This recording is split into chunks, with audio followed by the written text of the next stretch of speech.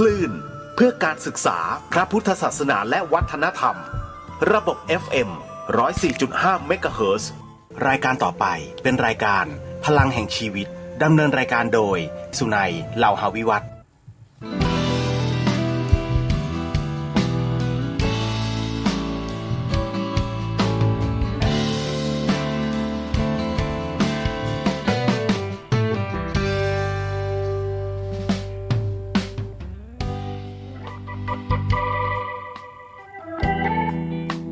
ลุกขึ้นมาฉายแสงเถิดชีวิตเป็นเช่นเจ้าสร้างขอต้อนรับเข้าสู่รายการพลังแห่งชีวิตรายการเพื่อการสร้างแรงบันดาลใจโดยผมสุนัย เหล่าหาวิวัฒน์ผู้ดำเนินรายการมาพบกับท่านผู้ฟังทุกวันเสาร์เวลา 11 โมงถึงเที่ยงทางสถานีวิทยุเพื่อการศึกษาพระพุทธศาสนาและวัฒนธรรมคลื่นFM 104.5 เมกะเฮิรตซ์ออกอากาศณวัดฝายหินจังหวัดเชียงใหม่สำหรับท่านผู้ชมที่ชมผ่านทางโทรทัศน์ออนไลน์นะครับท่านสามารถรับชมได้ทางเว็บไซต์ทาง YouTube และ Facebook ครับท่านผู้ฟังครับรายการของเราเป็นรายการสดในช่วง15นาทีสุดท้ายก่อนหมดรายการท่านผู้ฟังสามารถโทรศัพท์เข้ามาซักถามได้นะครับที่หมายเลข0857088122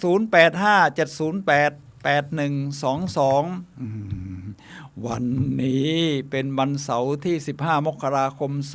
2565นะครับเราคุยกันในเรื่องชัยชนะจะตกเป็นของคนอยากเรียนรู้ครับ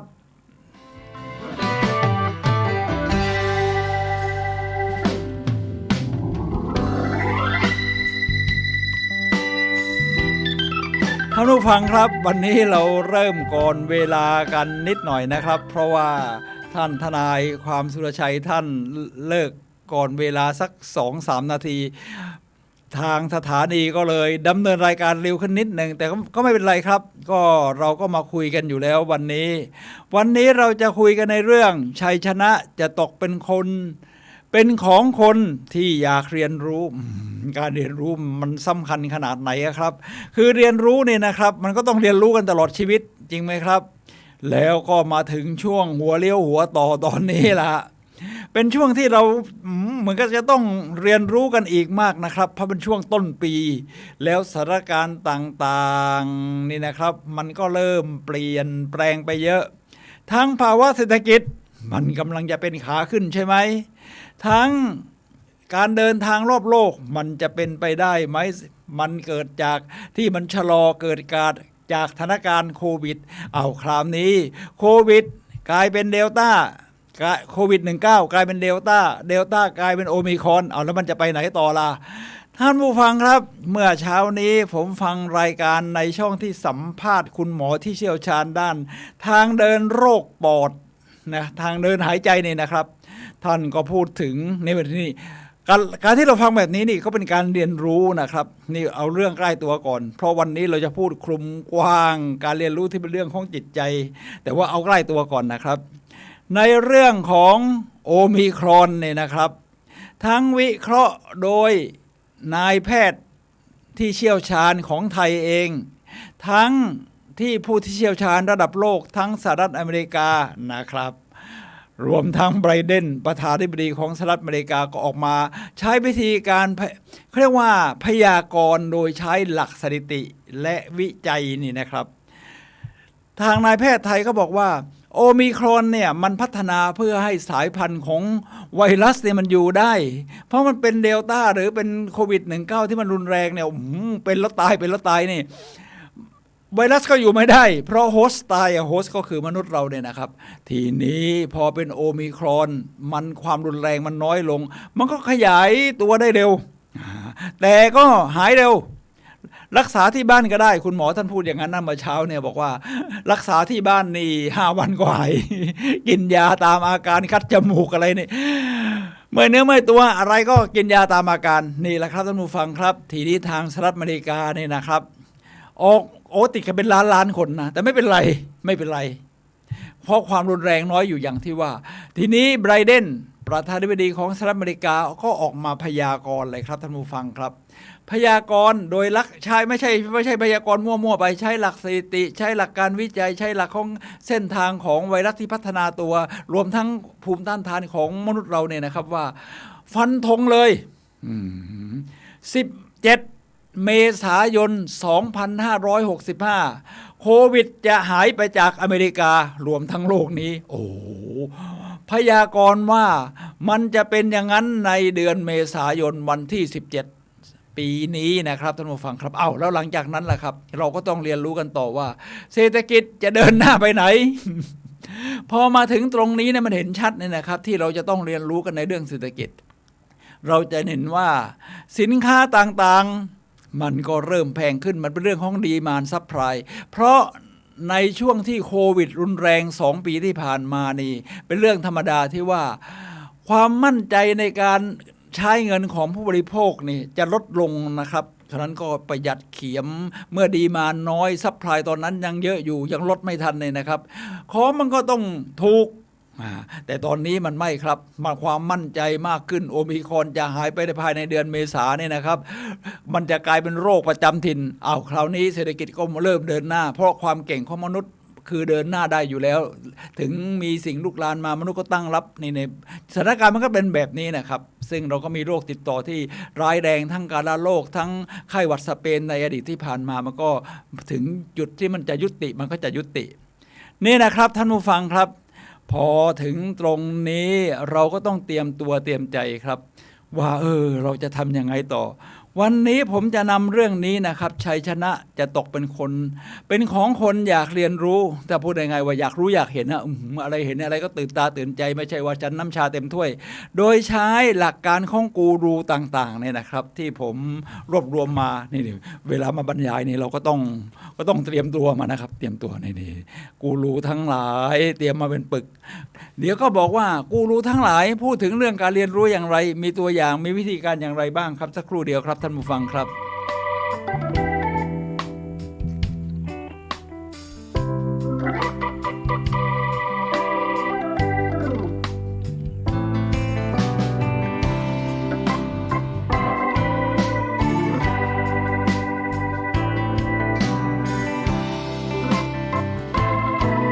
แฟนคลับบอกยอดเยี่ยมทั้งภาพทั้งเสียงนะครับเดี๋ยวเราจะเดินหน้าต่อนะครับขอบคุณแฟนคลับนะครับที่ติดต่อมาเดี๋ยวผมจะต้องเดินไปตรงแอร์คอนดิชันหน่อยเพราะลืมเปิดแอร์คอนดิชันนะครับดีเจก็ร้อนเหมือนกันนะครับสักครู่เดียวครับ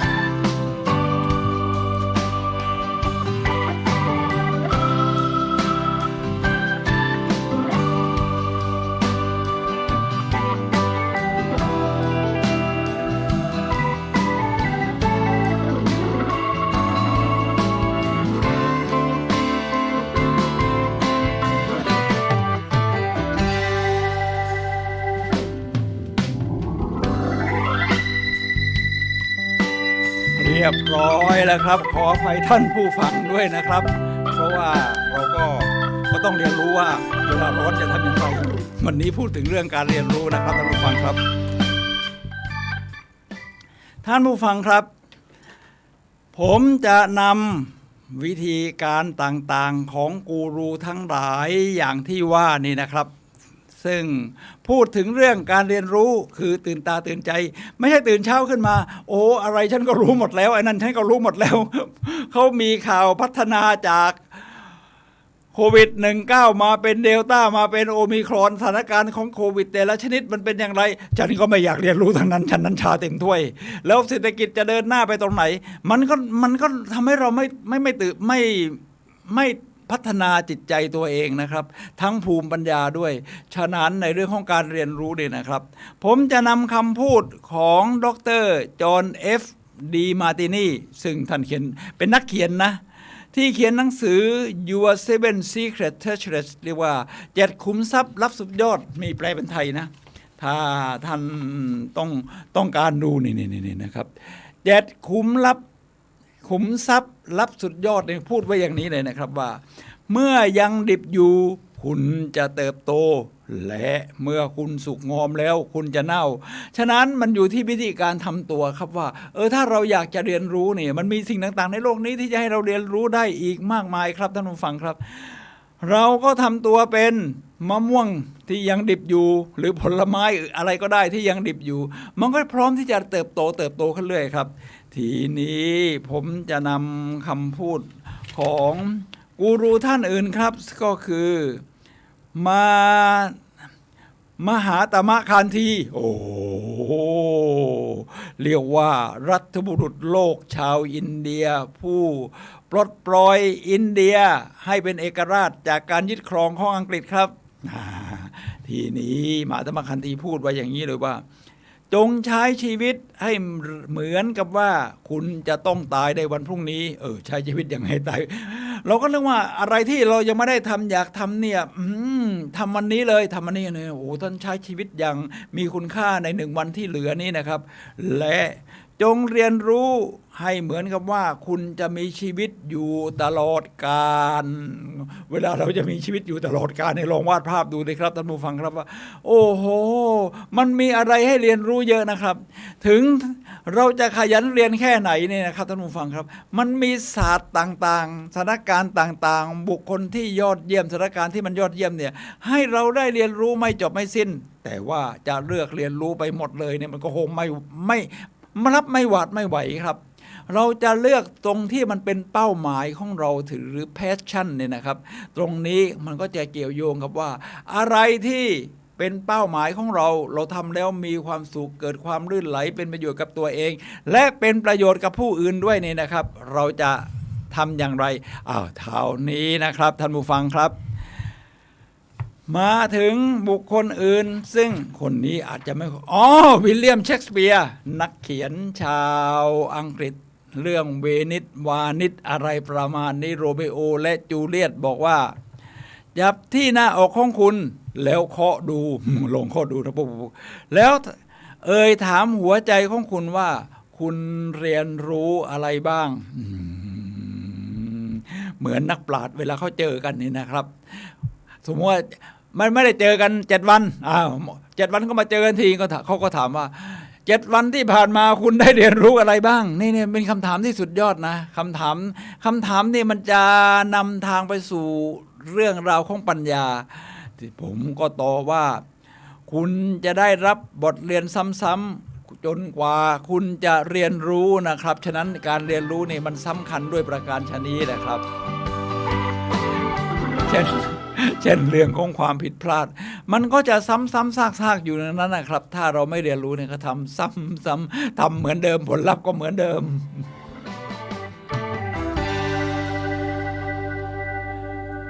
คนนี้เขียนหนังสือชื่อ The Ultimate Gift ของขวัญที่มันสุดยอดไม่ใช่เป็นของเป็นชิ้นๆนะคือของวิธีปฏิบัติตัววิธีสร้างภูมิปัญญาให้ตัวเองเขาชื่อจิมสโตวอลจิมสโตวอลแม้จะตาบอดแต่ว่าเขาก็เป็นนักพูดที่ยิ่งใหญ่และนักเขียนด้วยเขียนหนังสือได้ด้วยนะครับการศึกษาคือการเดินทางที่ยาวนานชั่วชีวิตเนี่ยนะครับจุดหมายปลายทางนั้นยืดยาวออกไปเท่าที่เราเดินทางไปฉะนั้นระหว่างเส้นทางนี่นะครับท่านผู้ฟังครับเราก็จะศึกษาไปได้เรื่อยๆว่าที่เราผ่านมานี่เป็นอย่างไรครับฉะนั้นตอนนี้แหละครับจากนี้ไปเป็นเส้นทางที่เราจะต้องเดินกันไปแล้วว่าเมื่อโอมิครอนไม่รุนแรงเศรษฐกิจเดินหน้าผู้คนเดินทางได้ใช้ชีวิตปกติเราจะเรียนรู้ว่าเราจะไปไหนกันต่อ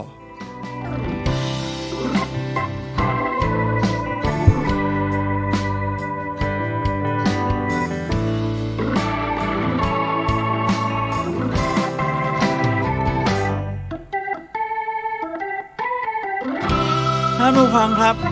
ก็มีกูรูอีกหลายท่านครับที่พูดถึงเรื่องการเรียนรู้เนี่ยนะครับซึ่งผมถือว่าสำคัญมากๆสำหรับความเป็นมนุษย์เราเพราะมนุษย์นี่เป็นสัตว์โลกที่ยอดเยี่ยมเรื่องของการเรียนรู้นี่นะครับท่านผู้ฟังครับเอาละครับการเรียนรู้คราวนี้จะมาที่ดร.เวนไดเออร์นะครับ ดรเวนไดเออร์เป็นนักเขียนที่ออกแนวปรัชญาใช้ชีวิตสมัยใหม่ด้วย แล้วก็ผสมผสานกับในแนวทางของจิตวิญญาณเวนไดเออร์นี่เขาเขียนหนังสือที่ชื่อว่าแปลเป็นไทยแล้วนะครับอยู่อย่างปาฏิหาริย์อยู่อย่างไรครับที่เรียกว่าอยู่อย่างปาฏิหาริย์คือเวลาที่เราใช้ชีวิตแบบนี้นะครับส่วนหนึ่งที่เป็นองค์ประกอบที่สำคัญคือเป็นเรื่องที่เราอยากเรียนรู้เราก็จะรู้สึกว่ามันเหมือนปาฏิหาริย์มันมีสิ่งต่างๆที่มันดูแปลกใหม่สดใสซาบซ่าให้เราได้เผชิญไม่ใช่ซ้ำซากจำเจอยู่ในคอมฟอร์ตโซนซ้ำอย่างนั้นซ้ำอย่างนั้นท่านผู้ฟังครับเวลาคนเราตื่นมาโอ้โหวันนี้มันมีปาฏิหาริย์ที่ให้เราได้พบเจอเรียนรู้อีกมากมายคุณก็จะสร้างชีวิตที่มันสดใสตั้งแต่เช้าทีนี้เวนไดเออร์เขาก็บอกว่าเวลาเราเรียนรู้ทำให้เราเรียกว่ารู้แจ้งรู้แจ้งการรู้แจ้งหรือตระหนักรู้เนี่ยนะครับอย่างในศาสนาพุทธของเรานี่ชัดเจนอยู่แล้วเพราะจะมีอยู่ในของดรเวนไดเออร์เขาก็บอกว่ามีอยู่3แบบใน3แบบนี้นะครับก็คือ1รู้แจ้งโดยผ่านความทุกข์นี่หลักศาสนาพุทธของเราเลยครับเพราะพระผู้มีพระภาคเจ้าของเราเนี่ยนะครับก็สอนเรื่องทุกข์กับการดับทุกข์เมื่อเช้านี่ผมฟังพอดแคสต์แต่ว่าเอามาทาง YouTube นะครับเขาก็ทำเป็น YouTube ด้วยบอกว่าเราจะใช้ชีวิตอย่างมีความสุขได้อย่างไรเขานำมาจากหนังสือแล้วก็มาขยายความผมว่าเป็นบทความที่ดีมากครับแล้วก็มากระทบดูเวลาคนเราเนี่ยอยากจะใช้ชีวิตว่าให้มีความสุขในสดใสเราก็จะจับแต่ที่ว่าอารมณ์ที่เราเผชิญเนี่ยเอาอยากหาที่มันสดใสสนุกสนานนะครับแต่ไม่ครับหนังสือเล่มนี้เขาบอกว่าให้คุณรับรู้อารมณ์ทั้งหมดเลยนะครับที่เข้ามาในชีวิตคุณนี่นะครับนี่เหมือนหลักศาสนาพุทธเลยเรียกว่าตระหนักรู้ว่าตอนนี้อารมณ์ของเราเป็นอย่างไรกลางหรือว่าโอ้โหมันสุดขีดพุ่งมีพลังสดใสหรือมันหดหู่ซึมเศร้าถ้าเรารับรู้อารมณ์นั้นเพราะมันเป็นอารมณ์ของที่เกิดขึ้นในตัวเราเนี่ยนะครับท่านผู้ฟังครับคอยสังเกตมันไอ้ที่สดใสซาบซ่ามีพลังมันเป็นอย่างนี้เองและไอ้ที่มันหดหู่ล่ะเราก็พยายามอยากจะทิ้งมันใช่ไหมจริงไหมครับจะพยายามจะถอยห่างหรือหลีกหนีหาอย่างอื่นมาแทนให้ที่ถูกก็คือเราสังเกตมันเนี่ยนะครับมันเข้ามาแบบนี้อารมณ์ความรู้สึกเราแบบนี้แล้วมันค่อยๆจางไปได้อย่างไรนี่คือการเรียนรู้การรู้แจ้งโดยผ่านความทุกข์นะครับตรงกับหลักศาสนาพุทธของเราเป๊ะเลยทีนี้อย่างที่2ความรู้แจ้งผ่านผลลัพธ์ที่ได้ออกมานะครับก็คือจากประสบการณ์ชีวิตเราแน่นอนทุกคนก็มีประสบการณ์ชีวิตของตัวเองเราก็เดินทางผ่านทั้งอดีตมันเป็นไทม์ไลน์นะครับมาจนถึงปัจจุบันแล้วก็กำลังมุ่งหน้าสู่อนาคตมันเป็นไทม์ไลน์ผลลัพธ์ที่ออกมาแต่ละช่วงขณะนั้นนะครับเราเรียนรู้จากมันได้ครับมันเป็นอย่างนี้ผมเป็นอย่างนี้ผลลัพธ์จึงออกมาแบบนี้ผมเลยได้พูดติดปากเลยมันเป็นตามเหตุตามปัจจัยมันเป็นที่สาเหตุเลยนะครับทีนี้ถ้าเรารู้แล้วว่าผลอย่างนี้ผลลัพธ์เป็นอย่างนี้เนี่ยครับเราจะทำยังไงครับเราจะกลายเป็นผลกระทบอย่างเดียวหรือจะเป็นสาเหตุด้วยผมว่าให้ดีเราเป็นสาเหตุเลยครับเราเป็นสาเหตุของทุกเรื่องที่เกิดขึ้นในชีวิตเราอยากเห็นสิ่งนี้เพราะเรานำตัวเราเดินทางไปตรงนั้นเราอยากเจอหนังสือดีๆเพราะเราเข้าร้านหนังสือดีๆไม่ใช่หนังสือที่อ่านแล้วยิ่งจิตยิ่งซึมเศร้านี่ผลลัพธ์ที่ออกมาทีนี้ข้อที่3ของเวนไดเออร์ก็บอกว่า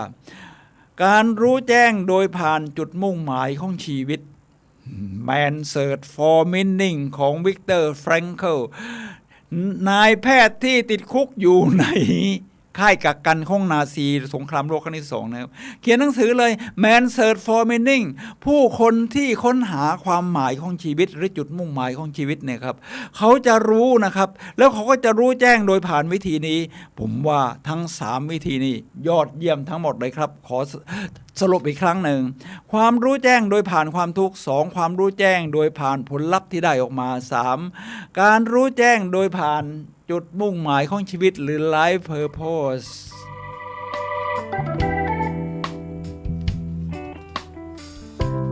เดี๋ยวเราจะเข้าสู่วิธีการกันบ้างละครับท่านผู้ฟังครับวิธีการนี่ก็ต้องใช้เป็นหลักของคำถามว่าแต่ละขณะแต่ละช่วงเวลาทั้งสั้นทั้งยาวนี่เราพัฒนาตัวเองมาสู่การเรียนรู้อย่างไรนี่นะครับท่านผู้ฟังครับผมว่าคำถามเนี่ยนะครับมันมีพลังมากๆจะพูดให้ชัดเลยก็ได้ว่าคำถามสำคัญกว่าคำตอบผมจะนำการตั้งคำถามของแอนโทนี โรบบินส์นักพูดที่ยิ่งใหญ่สร้างแรงบันดาลใจระดับโลกนะครับผมตอนนี้ในความเป็นของผมเขาก็น่าจะยังเป็นเบอร์1อยู่ในปัจจุบันนี้นะครับท่านผู้ฟังครับแอนโทนี โรบบินเขาตั้งคำถามในรูปแบบ Can I อันทรงพลัง Can I เป็นภาษาอังกฤษคือว่าฉันสามารถทำอะไรได้บ้างเป็นวิธีการดึงศักยภาพภายในตัวเราออกมาครับท่านผู้ฟังครับมีอยู่3คำถาม 1. ฉันเรียนรู้อะไรบ้างในวันนี้ในช่วงแต่ละขณะนี้นะครับเราก็ถามคำถามนี้ได้ในช่วงสิ้นวันเราก็สามารถที่จะถามคำถามนี้กับตัวเราเองได้ผมผ่านมาจนถึงตอนนี้ 11:20 นาทีผมได้เรียนรู้อะไรมาบ้าง 1. เรียนรู้ที่จะไปซื้ออาหารที่มีคุณภาพที่ตลาดนัดคณะเกษตรศาสตร์มหาวิทยาลัยเชียงใหม่วันนี้ก็ซื้ออะโวคาโดมามันเป็นปลายฤดูแล้วมันก็เหลือแต่พันธุ์พื้นเมืองก็อาหารคุณภาพนี่ก็เป็นการเรียนรู้นะกาแฟของคณะเกษตรนะครับซึ่งเขาก็เปิดร้านอยู่เรียกว่าโครงการเกษตรก็อร่อยครับแก้วละ40 บาทก็ใช้ได้แล้วก็นั่งทำงานด้วยโน้ตบุ๊กสักนิดหน่อยเรียกว่าใช้งานนะครับโน้ตบุ๊กและพอถึงตอนนี้ผมก็เรียนรู้ว่ารายการของอาจารย์สุรชัยที่ผ่านมาก่อนหน้าผม1 ชั่วโมงนี่ท่านก็สอนนอกจากกฎหมายนะครับท่านเป็นทนายความท่านก็สอนเรื่องจิตวิญญาณความไม่โลภ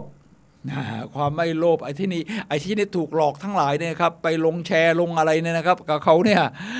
ไปเรียกว่ามันต้องมีกิเลสไปก่อนนะครับมันถึงจะถูกหลอกได้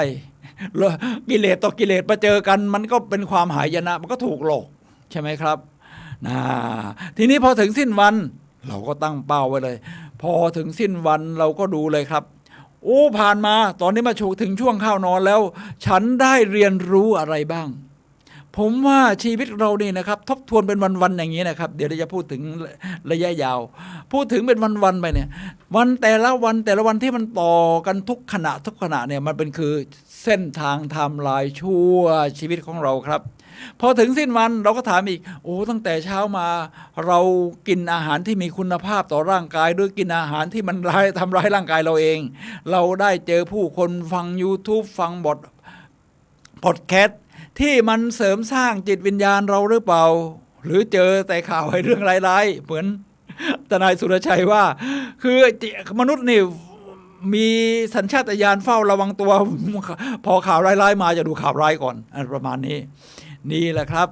ฉะนั้นเป็นช่วงที่สำคัญก่อนนอนเนี่ยนะครับเราทบทวนเส้นทางชีวิตของเราเนี่ยนะครับจะทำให้เกิดพลังขึ้นในจิตใต้สำนึกในช่วงที่เรานอนหลับ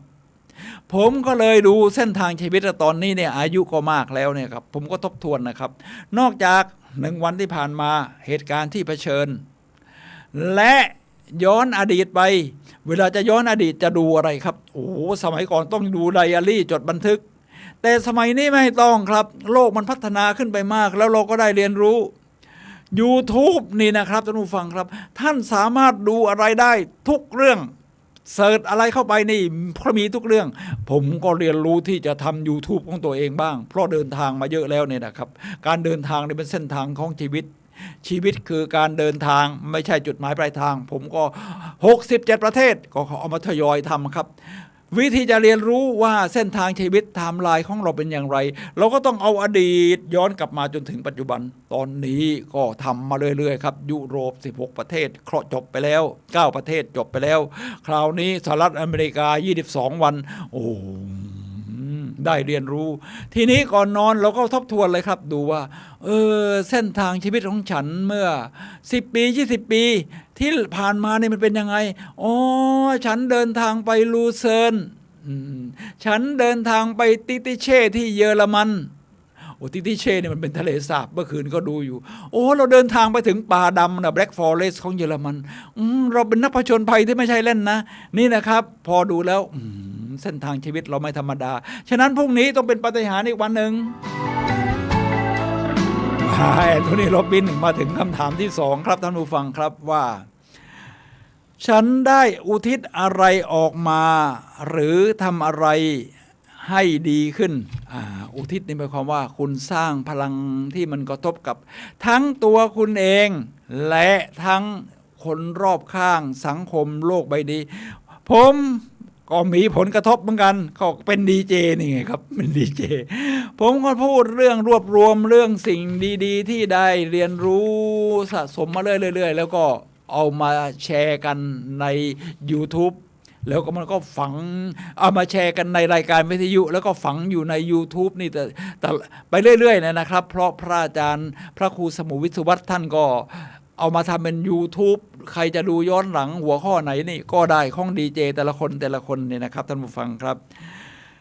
3ฉันเบิกบานกับอะไรนี่เป็นคำถามที่สำคัญครับท่านผู้ฟังครับเรามีสิ่งกระทบทั้งด้านไม่ดีทั้งด้านดีแน่นอนครับ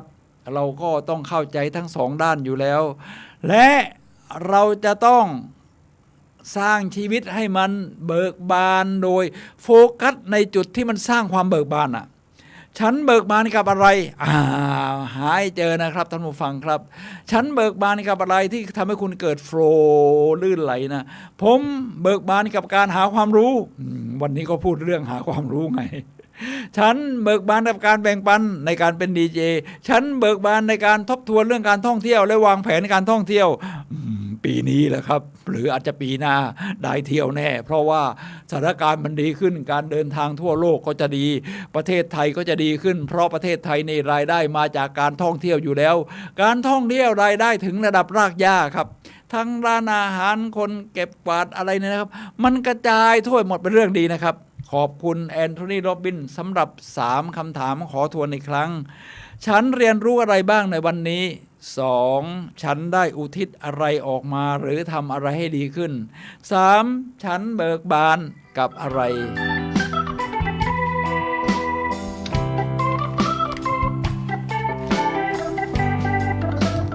เดี๋ยวจะย้อนประวัติศาสตร์กันหน่อยนอกจากเที่ยวแล้วชอบดูหนังอีกผมดูหนังมาเยอะตั้งแต่เด็กพอบ้านอยู่หน้าโรงหนังไม่โรงหนังอยู่2โรงโตขึ้นก็ยังดูอยู่แต่ตอนท้ายๆนี่เรียนรู้มาเยอะก็ดูหนังที่มันสร้างสรรค์จิตใจหนังเรื่องนี้เป็นหนังประวัติศาสตร์นะครับท่านผู้ฟังครับชื่อว่าโป๊ปโจรนี่หน้าตาของภาพยนตร์เลือกดูใน Netflix ก็ได้นะครับโป๊ปโจรโป๊ปก็คือพระสันตะปาปาในศาสนาคริสต์โจรมันน่าจะเป็นชื่อผู้หญิงนี่เป็นพระสันตะปาปาได้เหรอได้ครับได้ครับโดยการปลอมตัวเธอเป็นผู้หญิงนะครับแต่เธอปลอมตัวเป็นผู้ชายแล้วก็ไปบวชแล้วก็ได้เป็นพระสันตะปาปาโจอันนาเป็นชื่อเธอแล้วก็โจฮันเนสเป็นชื่อพี่ชายของเธอนะครับเธอเป็นสตรีที่สนใจการศึกษาการเรียนรู้แต่ในยุคนั้นเรียกว่ายุคกลางยุคมืดเป็นข้อห้ามสตรี มาเรียนโอ้โหมันอะไรจะโหดร้ายป่านนั้นนะครับแต่เราก็จะเป็นต้องศึกษาในเหตุการณ์มันในยุคมืดในยุคกลางนะครับมิดเดิลเอจเนี่ยของโดยเฉพาะในยุโรปมันเป็นอย่างนั้นจริงๆผู้หญิงนี่มาเรียนนี่มีความผิดเลยนะครับอาจดีไม่ดีหาว่าเป็นแม่มดถูกเผาทั้งเป็นฉะนั้นเธอก็แอบเป็นผู้ชายนะครับพยายามเรียนรู้เข้าไปในสำนักสงฆ์เรียนรู้ได้เรื่อยๆนะครับทีนี้พอเธอมีตำแหน่งขึ้นใครๆมีความสามารถเรียนรู้ได้ดีเธอก็เป็นนักบวชที่มีศักดิ์ละก็ไปเยี่ยมผู้คนในสมัยนั้นก็โรคเรื้อนเนี่ยอะไรยังรักษาไม่ได้นะก็ไปเจอเด็กคนหนึ่งนะครับที่แม่เขาเป็นโรคเรื้อนเนี่ยนะครับเธอก็สอนเด็กคือเด็กคนนี้ก็มันก็มันใช้ชีวิตลำบากในสมัยนั้นนะครับทั้งแม่เป็นโรคเรื้อนเลยว่าเธอต้องจริงใจผมว่าคำพูดนี้คือมันสอนทุกคนนะโดยเฉพาะผมเป็นคนดูเนี่ยผมเพราะสอนผมด้วยนะเราต้องจริงใจต้องศรัทธาความเชื่อมั่นของเราไม่ว่าจะแลกด้วยสิ่งใดก็ตามซึ่งโจฮันนาสอนสาวน้อยลูกคนเรือนในภาพยนตร์เรื่องโป๊ปจอนเนี่ยนะครับหาดูได้ครับท่านผู้ฟังครับใน Netflix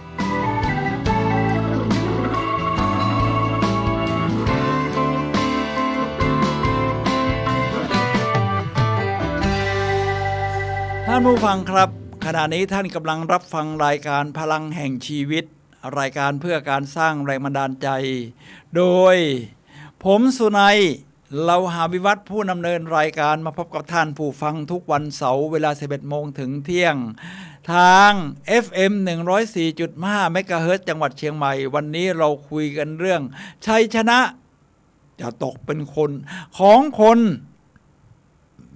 ที่ชอบการเรียนรู้นะครับหรือของคนอยากเรียนรู้นี่นะครับฉะนั้นคนพวกนี้จะชนะชีวิตของตัวเองใช้ชีวิตด้วยชัยชนะไม่ใช่ใช้ชีวิตด้วยความพ่ายแพ้เนื่องจากเขาเป็นคนที่เปิดใจเรียนรู้เรื่อยๆเรียนรู้เรื่อยๆมันมีศาสตร์ต่างๆมีเหตุการณ์ต่างๆให้เราได้เรียนรู้เรื่อยๆแล้วก็ให้ดีให้ตรงกับที่เหมือนกับว่าเวนไดเออร์พูดตรงกับเป้าหมายชีวิตของเราเนี่ยนะครับท่านผู้ฟังครับเอาละครับท่านผู้ฟังครับคราวนี้ก็มาถึงเซนต์อิกนาทิอุสโลโยลาผู้ให้การศึกษาที่ยิ่งใหญ่ที่สุดคนหนึ่งของโลกบอกว่าเราจะเรียนรู้ต่อเมื่อเราพร้อมจะเรียนรู้เท่านั้นเราจะเรียนรู้ต่อเมื่อเราพร้อมจะเรียนรู้เท่านั้นมันมีข้อมูลต่างๆที่เป็นการศึกษาให้การเรียนรู้นี่นะครับแต่บางทีมันก็ผ่านตาไปเพราะใจเรามันยังไม่เปิดใจเรายังไม่เปิดพอใจเราเปิดปั๊บพอเห็นอีกทีหนึ่งนะครับทั้งที่เคยเห็นมาก่อนหน้านี้แล้วพอเห็นอีกทีหนึ่งโอ้โหมันสะดุดตาสะดุดใจครับเพราะใจเราเปิดแล้วพร้อมเรียนรู้เหมือนกับผมเวลาอ่านหนังสือเนี่ยครับซื้อหนังสือพวกสร้างแรงบันดาลใจพัฒนาตัวเองเซลล์เฮลมาอ่านแล้วก็บันทึกเป็นออดิโอไว้เองด้วยเสียงตัวเองนี่นะฟังครั้งแรกๆอ๋อรับรู้เท่านี้พอฟังครั้งที่10โอ้โหทำไมมันต่างจากเดิมเพราะว่าใจเรามันเปลี่ยนไปด้วยนะครับฉะนั้นเราพร้อมจะเรียนรู้มากขึ้นคราวนี้เราจะพูดถึงกูรูดังคนหนึ่งซึ่งเป็นนักสร้างแรงบันดาลใจแม้จะอาวุโสมากผมว่าอายุเขาน่าจะเกือบ100แล้วมั้งเนี่ยซิกล่าเขียนหนังสือชื่อ See You at the Top พบกันที่จุดสูงสุดนี่นะครับมีแปลเป็นไทยซิกล่าเขาบอกว่าเขียวขจีและเติบโตขึ้นเรื่อยๆนอกจากจะเป็นนักเขียนนักพูดสร้างแรงบันดาลใจซิกล่าเขาก็จัดสัมมนานอกจากจัดสัมมนาเดียวแล้วก็ยังสัมมนาเป็นกลุ่มทีมวิทยากรน่าเราจับมือกันซินเนจี้ทีนี้มีอยู่งานหนึ่งเขาจัดสัมมนาโดยมีวิทยากร3คนรวมทั้งตัวเขาเองซิกล่าทีผู้ฟังก็เข้ามาฟังกันเยอะยอมเสียเงินลงทะเบียนทีนี้มีอยู่คนหนึ่งครับมีชื่อเสียงมากเป็นคนรวยฐานะดีเขาชื่อว่าเอ็ดกรีนเป็นนักขายโฆษณามีรายได้มากกว่า 750,000 ดอลลาร์ต่อปีในสมัยนั้นก็เยอะมหาศาลนะครับพอถึงตอนเบรกซิกล่าเขาก็สงสัยมากคุณเก่งขนาดนี้รายได้ขนาดนี้รวยขนาดนี้แล้วยังมาฟังผมบรรยายทำอีกได้ยังไง ซิกซิกล่าก็เดินตรงเข้าไปเลยครับไปถามเอ็ดกรีนว่าขอโทษครับคุณเอ็ดกรีนครับผมมีคำถามจะถามนิดหนึ่งคุณเอ็ดกรีนนี่มีรายได้เนี่ยคุณคนเดียวนี่มีรายได้มากกว่าผมที่เป็นวิทยากร3 คนมารวมกันซะอีกแล้วคุณยังมาทนนั่งฟังพวกผมบรรยายอยู่ได้ยังไงเอ็ดกรีนเขาตอบคำที่เป็นปรัชญาที่ยอดเยี่ยมมากว่าอย่างนี้เลยนะครับว่าหลังจากเขาเล่าประวัติคือได้คุยกันก็เล่ากันได้ยาวหลังจากพ่อเขาพาเดินชมสวนที่พ่อทำไว้นี่นะครับพ่อบอกเขาว่าลูกเอ๋ยพ่อหวังว่าลูกคงสังเกตเห็นแล้วนะว่าผักที่เขียวสดอยู่แสดงว่ากำลังเติบโตแต่เมื่อใดที่มันแก่จัดมันจะเริ่มเน่าสอนเป็นคำเปรียบเปรยเนี่ยนะครับเอ็ดกรีนเขาก็บอกว่าผมไม่เคยลืมคำพูดของพ่อเลยครับผมมาเข้าชั้นเรียนที่นี่เพราะผมคิดว่าผมจะได้เรียนรู้อะไรใหม่ๆได้บ้างครับโอ้โหสุดยอดนะครับ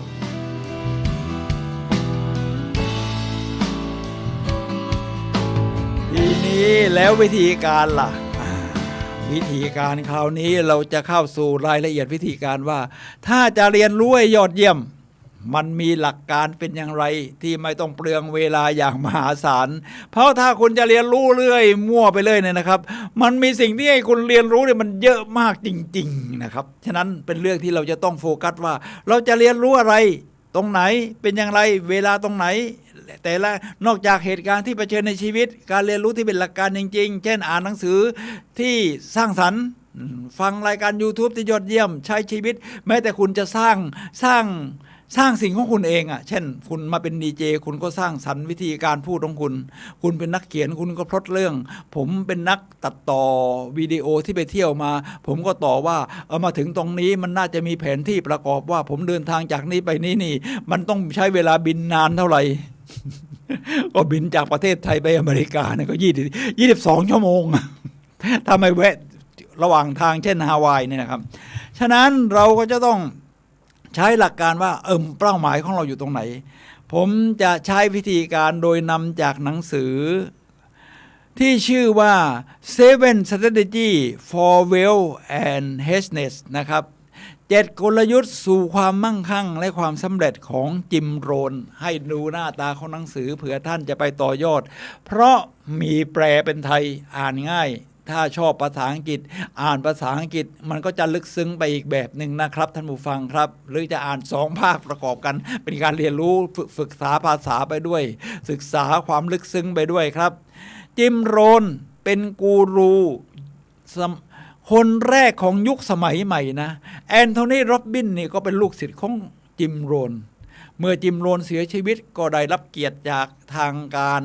ให้เอาศพไปฝังไว้ที่หอเกียรติยศของสหรัฐเลยทีเดียวครับจิมโรนเขาเขียนเรื่องว่ากลยุทธ์ที่2คือเขา7 กลยุทธ์ไงหนังสือนี้ผมจะเอากลยุทธ์ที่2มาพูดครับกลยุทธ์ที่2ก็คือแสวงหาความรู้เห็นไหมครับกูรูนี่เอาหัวข้อเรื่องการเรียนรู้เนี่ยมาเป็น1 ใน 7เลยนะครับทีนี้เขาก็แบ่งเป็นบทนะครับตอนนี้ผมจะพูดถึงบทที่6ที่เน้นเรื่องทางสู่ความฉลาดสักครู่เดียวครับ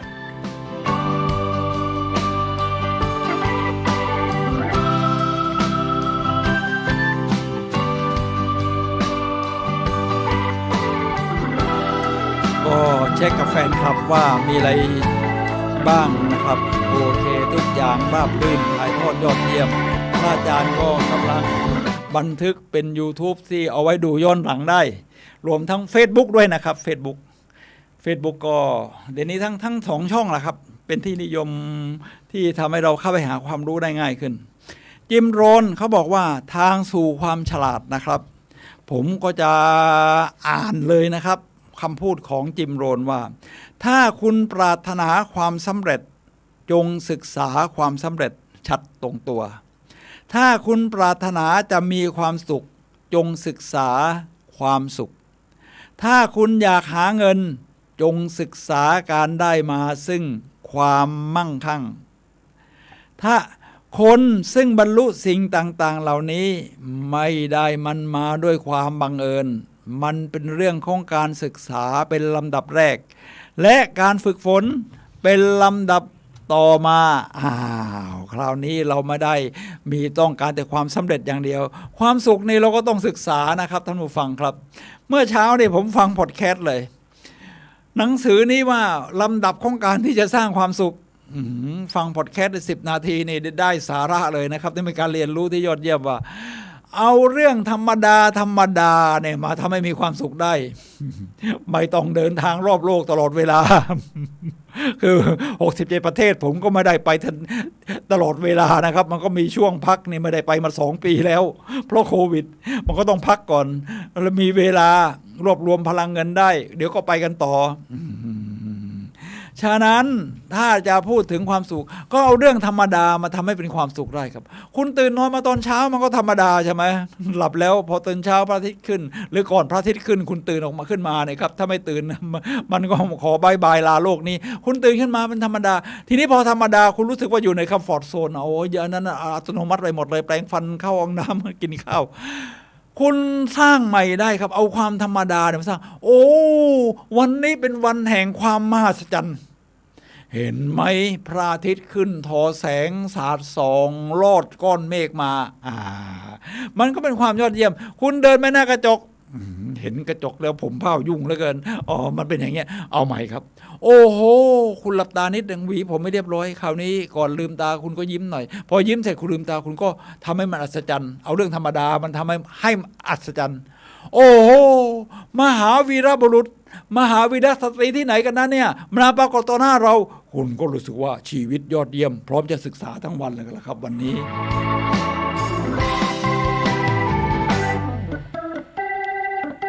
จากนั้นก็ต้องฝึกฝนนะครับผมก็ต้องฝึกฝนนะคือทำซ้ำๆ30 time makes a habit 30 ครั้งก็จะกลายเป็นนิสัยคุณอยากเดาไหมว่ามีกี่คนที่ทำความมั่งคั่งให้เป็นการศึกษานะและถ้าคุณค้นหาแล้วคุณจะพบทำความมั่งคั่งให้เป็นการศึกษาก็ลีกาชิงไงลีกาชิงนี่เป็นมหาเศรษฐีของชาวสิงคโปร์นะครับแล้วผมดูทั้งวิธีการเขียนบรรยายวิธีการใช้ชีวิตของลีกาชิงนี่ยอดเยี่ยมครับเขาเป็นคนที่มั่งคั่งแต่ทำให้เป็นการศึกษาได้เป็นเรื่องของเส้นทางการใช้ชีวิตเลยนะเวลาหนุ่มๆคุณต้องออกจากบ้านทำเรียกว่าไปเลี้ยงคนรวยเพราะเวลาคุณคนรวยเนี่ยคุณจะได้รู้ว่าเขาทำยังไงมันถึงรวยแต่ว่าเมื่อคุณฐานะดีขึ้นแล้วอยู่ในบ้านปลายชีวิตก็ใช้ชีวิตอย่างมีความสุขเดินทางไปในที่ที่มีความสุขแล้วระวังอย่าให้ใครมาหลอกใช้คุณง่ายๆดีก็จริงว่างั้นการศึกษาถ้าคุณค้นหาแล้วคุณจะพบทีนี้การเตรียมการยึดขุมทรัพย์แห่งความรู้เราจะยึดมันได้การยึดขุมทรัพย์แห่งความรู้เราจะยึดมันได้อย่างไรครับท่านผู้ฟังครับขุมทรัพย์แห่งความรู้สมัยก่อนนี่นะครับขุมทรัพย์แห่งความรู้เวลาศาสนาพุทธของเราจะเผยแพร่คำสอนของพระพุทธเจ้าก็ใช้วิธีท่องกันนะสมัยก่อนท่องก็เป็นบทสวดของเราเนี่ยนะครับที่มี 84,000 พระธรรมขันธ์ก็สวดต่อกันมาโดยใช้ความจำจากพระอานนท์แล้วก็สังฆายนาพระไตรปิฎกแล้วก็สวดกันมาเนี่ยเรียกว่าเป็นการบันทึกความรู้แล้วก็พูดสุตตะปัญญาเนี่ยฟังทีนี้โลกมันก็พัฒนาขึ้นเรื่อยๆตอนหลังก็มีการทำเป็นเขียนอักษรบนใบลานแล้วก็มีการพิมพ์พระไตรปิฎกก็เป็นเต็มตู้คราวนี้มันก็พัฒนามาอีกคราวนี้ล่ะทำเป็นแผ่นวิดีโอแล้วก็ทำเป็น MP3 มันพัฒนาขนาดนี้นะครับท่านผู้ฟังครับทีนี้มาถึงยุคนี้จิมโรนเขาบอกงี้มีอยู่3 ทางเลยที่คุณจะบันทึกความรู้1กล้องถ่ายรูป แน่นอนอยู่แล้วเวลาคุณไปไหนนี่สถานที่สำคัญคุณก็เซลฟี่ตัวเองไว้แล้วก็ถ่ายสถานที่ประกอบนิดหน่อยโชว์ใน Facebook ก็เป็นการบันทึกนะครับเป็นการบันทึกว่าฉันผ่านตรงนี้มาฉันไม่เคยเห็นมาก่อนฉันรู้สึกตื่นตาตื่นใจขอบคุณนะก็ใช้กล้องถ่ายรูป 2. หนังสือที่ขีดเส้นหนังสือที่ขีดเส้นนี่หนังสือก็ยังจำเป็นนะถึงมันจะมีเทคโนโลยีมากมายเนี่ยผมว่าเวลาอ่านหนังสือนี่มันเหมือนกับได้อะไรบางอย่างที่มันเราทบทวนเวลาเราฟัง MP3 หรือดูใน YouTube มันไหลลื่นไปเรื่อยนะครับแต่หนังสือเนี่ยเราอยู่ตรงนี้แล้วตรงไหนที่สำคัญแล้วก็ป้ายมันไว้ครับป้ายมันไว้ตรงนี้กฎของแอนโทนีโรบบินในการตั้งคำถาม3คำถามป้ายสีไว้นะครับที่เป็นไฮไลท์นะนั้นหนังสือที่ขีดเส้น 3. สมุดบันทึกคุณได้อะไรบ้างทีนี้จิมโรนนี่พูดตอนนั้นนี่มันก็5 6 7 10 ปีมาแล้วนะครับท่านผู้ฟังครับเขาไปบรรยายที่ไต้หวันนี่นะเริ่มมีกล้องมือถือกันแล้วหรือกล้องธรรมดาในถ่ายเขาบอกว่ามีคนมาฟังอยู่1,000 คนในกล้องถ่ายรูป1,000 กล้องทีนี้โลกมันพัฒนาขึ้นเราจะยึดขุมทรัพย์แห่งการเรียนรู้นี้แล้วเอามาดูทวนที่หลังได้อย่างไรครับนอกจากสมุดบันทึกเดี๋ยวนี้ก็ไม่มีใครค่อยใช้เท่าไหร่คุณก็ใช้มือถือพิมพ์พิมพ์ถ้าพิมพ์แล้วนี่มันช้าคุณก็ใช้แอปพลิเคชันพูดแล้วแปลงเป็นตัวอักษรมันพัฒนาขนาดนี้หรือไม่เวลาที่คุณพูดก็ทำเป็น MP3 แต่ที่ยอดเยี่ยมกล้องถ่ายรูปแบบจิมโรนว่ายังมีประโยชน์เพราะมือถือทุกกล้องมีกล้องถ่ายรูปถ่ายวิดีโอได้ด้วยต่างหากตรงนี้แหละครับสำคัญครับพอคุณทำเป็นกล้องถ่ายรูปเสร็จสมัยก่อนคุณต้องมาใส่เป็นอัลบั้มไว้ใช่ไหมครับค่อยๆเปิดดูเปิดนานๆคุณก็ขี้เกียจไปหยิบมาตรงไหนจุดไหนมันอยู่เล่มไหนก็จำไม่ได้แล้ว ขี้ฝุ่นขึ้นกระคราวนี้คุณก็ทำเป็น YouTube สิครับแต่ว่าการทำ YouTube เราก็ต้องหาความรู้นะครับว่าต้องใช้โปรแกรมอะไรตัดต่อเส้นทางนี้มีแผนที่ประกอบมีรูปคุณมีสิ่งแวดล้อมรอบข้างแล้วก็คุณประทับใจอะไรตรงไหนคุณพากย์เสียงไปด้วยมันก็เป็น YouTube ของคุณทำให้คุณยึดขุมทรัพย์ตรงนั้นไม่ได้ผมก็ได้ดูไอ้สิ่งที่ผมบันทึกเอาไว้เนี่ยที่เป็นขุมทรัพย์เนี่ยนะครับเส้นทางที่เดินทางรอบโลกนี่ก็ต้องถือว่าไม่ธรรมดานะครับท่านผู้ฟังครับเดินทางรอบโลกฉะนั้นถ้าไม่บันทึกไว้ถึงบันทึกไว้ในอัลบั้มมันขี้เกียจหยิบมาดูใน YouTube นี่แน่นอนเมื่อคืนนี้ก็เล่าตามที่เล่าไปแล้วคือดูประเทศเยอรมันเดินทางเข้าประเทศเยอรมันนี่จากสวิตเซอร์แลนด์เมืองแรกที่เจอนี่คือติติเช่ทะเลสาบที่ป่าดำแบล็กฟอเรสต์ทะเลสาบนี่คนก็ไปเที่ยวกันเยอะมีเรือมีอะไรมีร้านขายของอะไรสนุกสนานกันใหญ่ภรรยาผมคุณสิรินันท์ก็มานั่งดูอยู่แป๊บหนึ่งด้วยเขาบอกว่านี่ที่ไหนเนี่ยจำไม่ได้ เยอรมันบางทีผมก็จำไม่ได้ถ้าไม่ทำเป็น YouTube ไว้นี่มันจำไม่ได้ทีนี้เขาบอกเขาอยากได้เอาไว้ดูในมือถือบ้างมันไปตรงไหนก็ดูได้ผมก็เลยส่งให้เขานะครับแน่ยึดเป็นในแหล่งยึดเป็นคุมทรัพย์เป็นความรู้ไว้ยึดเอาไว้ใน YouTube นะครับขอบคุณ YouTube มากๆเลยที่ให้เราฝังสิ่งดีๆไว้นะครับพอค้นหาเจอเยอรมันลำดับที่ 1ส่งไปให้ภรรยาก็เรียกว่าแชร์ไปที่ไลน์ของเขาก็ดูได้ทันทีหรือดูตอนไหนก็ได้ที่ว่างนี่แหละครับการยึดขุมทรัพย์แห่งความรู้นะครับท่านผู้ฟังครับท่านผู้ฟังครับขณะนี้เราเหลือเวลา10 นาทีสุดท้ายก่อนหมดรายการท่านผู้ฟังสามารถโทรศัพท์เข้ามาซักถามได้นะครับที่หมายเลข0857088122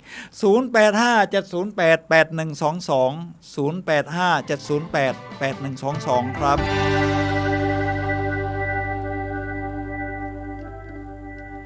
เอาละครับแน่นอนอยู่แล้วว่าความรู้นำมาซึ่งความฉลาดวิธีได้มาซึ่งความฉลาดจิมโรนเขาบอกว่ามี2วิธีครับคือวิธีที่1การเรียนรู้จากชีวิตของคุณเองประสบการณ์มันก็ผ่านทั้งความยอดเยี่ยมทั้งความเจ็บปวดนี่แหละครับมันก็ทั้งหนักหนาสาหัสทั้งยอดเยี่ยมเนี่ยนะครับ2การศึกษาจากชีวิตคนอื่นมันก็เป็นเรื่องง่ายทีนี้วิธีที่1การเรียนรู้จากชีวิตของคุณเองเ เป็นภาพสะท้อนส่วนตัวในชีวิตของคุณเนี่ยนะครับ เมื่อสิ้นสุดวันจิมโรนเขาแนะนำอย่างนี้เลย จงใช้เวลาเล็กน้อยทบทวนสิ่งที่เกิดขึ้นในวันนั้น คุณได้ไปไหนผมมาที่วัดฝายหินจังหวัดเชียงใหม่ไงมาเป็นดีเจ2คุณได้ทำอะไรก็พูดออกผ่านออกจากห้องส่งของ FM 104.5 3คุณได้พูดอะไรก่อนเนื้อหาเรื่องการเรียนรู้ใคร่ครวญดูว่าอะไรได้ผลอะไรไม่ได้ผลฉะนั้นเราก็ต้องพัฒนาหรือใครเซ็นเป็นภาษาญี่ปุ่นเนี่ยไปเรื่อยๆได้อะไรที่คุณต้องการทำซ้ำอีกและอะไรที่คุณต้องการหลีกเลี่ยงมันก็มีทั้ง2 อย่างแหละก็ตรงนี้เข้าหาตรงนี้หลีกเลี่ยงเรียกว่า forward กับ away พยายามจดจำเหตุการณ์ต่างๆให้กระจ่างชัดที่สุดเท่าที่จะเป็นไปได้จดจำสีขนาดเสียงสนทนาประสบการณ์ที่ได้รับมันไม่ใช่สิ่งที่เกิดขึ้นกับคนคนหนึ่งที่ทำให้เกิดความแตกต่างในผลที่ปรากฏกับชีวิตของเขาหรือเธอแต่มันคือสิ่งที่เขาหรือเธอทำกับสิ่งที่เกิดขึ้นมากกว่าที่กำหนดผลสิ่งที่เกิดขึ้นกับเราไม่สำคัญเท่าการตอบสนองของเราต่อสิ่งที่เกิดขึ้นเหตุการณ์ที่เกิดขึ้นแม้จะเป็นเหตุการณ์เดียวกันแต่มีหลายคนอยู่ในเหตุการณ์เดียวกันการได้เรียนรู้ไม่เหมือนกันครับเพราะได้นำมาทบทวนชีวิตที่ขาดการไตร่ตรองคือชีวิตที่หาควรอยู่ไม่แม้กระทั่งโสคราติสปราชญ์กรีกพูดมา 2,000 ปีก่อนเนี่ยนะครับเราจึงต้องทบทวนชีวิตเป็นประจำการคิดทบทวนสิ่งที่ทำไปแล้วคือเมื่อสิ้นสุดช่วงเวลานานๆเช่นสัปดาห์1 เดือน1 ปีเอามาทบทวน ผมบางทีก็หลายปี10 ปีก็มาทบทวนใน YouTube นี่แหละครับทบทวนเพราะให้มันจำหมดมันคงจำไม่หมดชื่อเมืองต่างๆนี่ยังจำได้ไม่หมดเลยในที่สุดแล้วคนที่ไม่ต้องการที่จะใช้ชีวิตเพื่อพบว่าคุณใช้ชีวิตเพียง1 ใน 10ของมันและพบว่าคุณปล่อยให้9 ใน 10ส่วนอื่นๆของชีวิตศูนย์เปล่าใช้ชีวิตอย่างมีความหมายเวลาเป็นเรื่องใหญ่เรื่องสำคัญครับท่านผู้ฟังครับศึกษาความล้มเหลวของคุณเช่นเดียวกับความสำเร็จของคุณครับทีนี้เดี๋ยวเราจะถึงวิธีที่2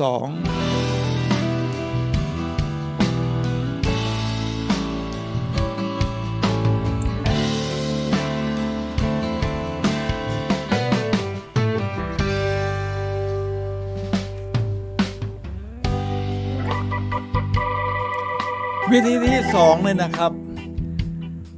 การเรียนรู้จากคนอื่นครับในหนังสือนี่ก็บอกว่า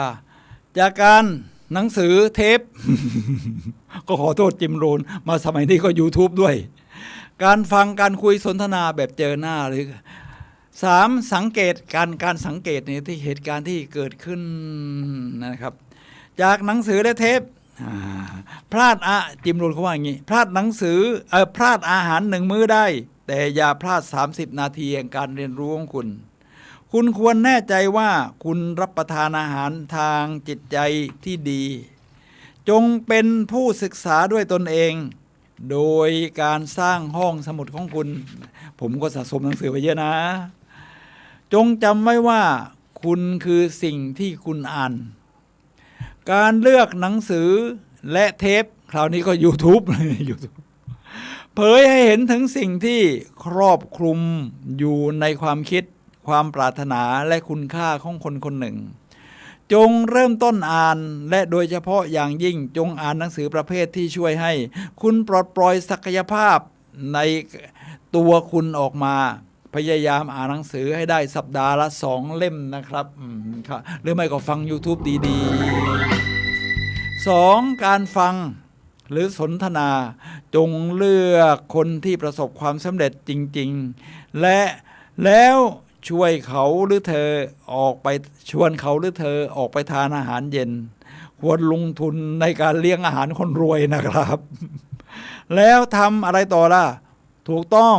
ฟังถ้าคุณได้คนที่ประสบความสำเร็จเช่นนี้มาคุยกับคุณ2 ชั่วโมงคุณสามารถเรียนรู้กลยุทธ์และทัศนคติ เพียงพอที่จะเพิ่มพูนรายได้ของคุณ และเปลี่ยนแปลงชีวิตของคุณ แต่แน่นอนคุณคิดถูกแล้ว คนจนไม่ยอมชวนคนรวยไปกินอาหารเย็น นั่นบางทีอาจเป็นเหตุผลว่าทำไมพวกเขาจึงยังจนอยู่ คุณต้องเป็นผู้ฟังที่ดีครับและการเรียนรู้ข้อที่ 3 การสังเกตจิมโรนว่าความสำเร็จย่อมทิ้งร่องรอยโมเดลลิ่งฉะนั้นคนที่ทิ้งร่องรอยของความสำเร็จไว้เนี่ยนะครับเราก็เข้าไปสังเกตดูที่ว่าเขาเป็นยังไงทำอะไรได้ทำอะไรมาบ้างถึงประสบความสำเร็จเช่นชายผู้ประสบความสำเร็จเขาจับมือทักทายกับคนอื่นอย่างไรในละเอียดอ่อนขนาดนี้นะครับจับมือกระชับมั่นสบตาหญิงผู้ประสบความสำเร็จถามคำถามอย่างไรเหมือนที่ฮิลลารีคลินตันบอกว่าในชีวิตของฉันไม่เคยถามคำถามที่โง่เง่าหรือซิลลี่เธอใช้คำว่าซิลลี่ฉันไม่เคยถามคำถามที่โง่เง่าคนที่ทำสิ่งต่างๆได้ดีจนเป็นนิสัยแห่งความสำเร็จพวกเขาสร้างรูปแบบพฤติกรรมของผู้ชนะและเช่นเดียวกับที่ผู้หลงทาง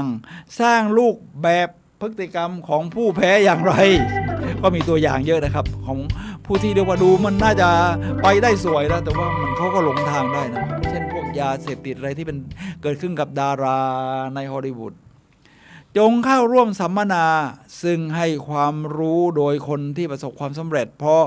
คุณสามารถสังเกตพวกเขา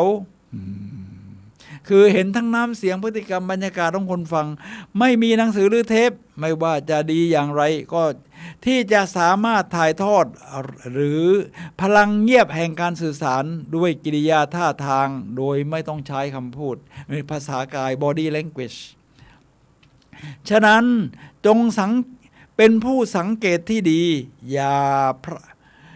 าพลาดแนวความคิดใดๆที่สามารถช่วยคุณเปลี่ยนชีวิตของคุณให้ดีขึ้นได้ขอบคุณจิมโรนนะครับและหนังสือ Seven Strategy for Health and Happiness ถ้าไม่พูดถึงสุภาพสตรีท่านนี้ก็กระไรอยู่โอบราวินฟรีพิธีกรชื่อดังชาวผิวสีที่เรตติ้งสูงสุดของโลกแม้จะวางไมโครโฟนไปแล้วนะครับโอบราวินฟรีเขาเขียนหนังสือ What I Know for Sure อะไรที่ฉันรู้แน่ๆคือเป็นเรื่องของการเรียนรู้นะโอบราวินฟรีเนี่ยเกิดมาในครอบครัวที่ลำบากมากนะครับชีวิตในวัยเด็กนี่แย่มากเลยแต่ว่าพัฒนาตัวเองโดยการเรียนรู้นะครับเรียนรู้ชอบอ่านโอบราวินฟรีในหนังสือนี้นี่หน้าตาของหนังสือนะครับมีแปลเป็นไทย What I Know for Sureชื่อหนังสือเป็นภาษาไทยไม่มีนะครับก็มีแต่เป็นภาษาอังกฤษชัดๆเลยแต่เนื้อหาข้างในเป็นภาษาไทย What I know for sure ว่าฉันรักจะบอกเล่าเรื่องราวของผู้คนสกัดหรือมองหาความจริงบางประการจากประสบการณ์ชีวิตของพวกเขาแล้วกลั่นกรองออกมาเป็นข้อคิดที่ให้ความรู้สร้างเสริมแรงบันดาลใจหรือเป็นประโยชน์กับบุคคลอื่นนี่รายการของเธอเนื้อหาก็จะเป็นแบบนี้เชิญคนที่ประสบความสำเร็จไปคุย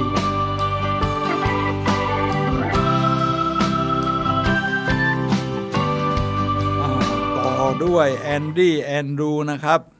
ทุกคนจะมีความสามารถมากกว่าเราไม่ทางใดก็ทางหนึ่งเราจึงสามารถเรียนรู้ได้จากทุกคนนะครับเหมือนที่ภาษาจีนสุภาษิตจีนบอกว่า3 คนเดินมาคนหนึ่งเป็นครูของเราได้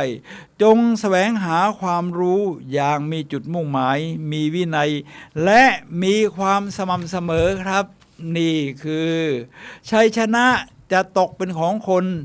อยากเรียนรู้ครับเดินหน้าต่อไปจากวันนี้แหละครับด้วยการเรียนรู้ครับท่านผู้ฟังครับ